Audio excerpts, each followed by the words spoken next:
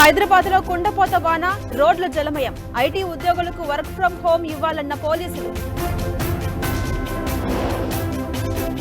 శంషాబాద్ లో ల్యాండింగ్ కు అనుకూలించని వాతావరణం. 3 విమానాలు గన్నవరం ఎయిర్పోర్ట్ కు దారి మళ్లింపు. పరిగిలో భారీ వర్షాలకు రహదారులు జలమయం. పెద్దవాగు ఉధృతికి నిలిచిపోయిన రాకపోకలు. వాయుగుండంగా మారనున్న అల్పపీడనం. ఏపీకి 3 రోజుల పాటు భారీ వర్ష సూచన.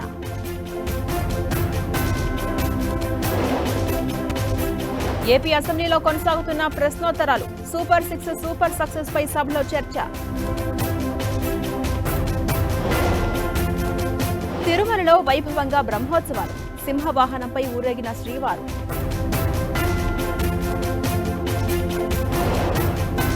మహాలక్ష్మి అవతారంలో విజయవాడ దుర్గమ్మ అమ్మవారిని దర్శించుకున్న ఏపీ గవర్నర్ అబ్దుల్ నజీర్.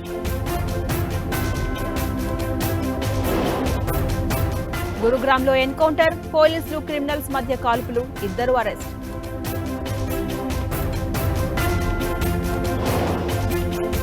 ఇవాళ MiG-21 యుద్ధ విమానాల రిటైర్. వీడ్కోలు పరేడ్కు హాజరు కానున్న రాజ్నాథ్ సింగ్.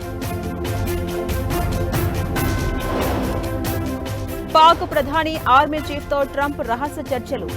గొప్ప నాయకుడంటూ కొనియాడిన అమెరికా ప్రెసిడెంట్. భారత స్టాక్ మార్కెట్లపై ట్రంప్ టారిఫ్ ఎఫెక్ట్. నష్టాల్లో ట్రేడ్ అవుతున్న ఫార్మా షేర్లు. పరుగులు పెడుతున్న బంగారం ధరలు. తులం గోల్డ్ రేటు 1,16,000 రూపాయలు.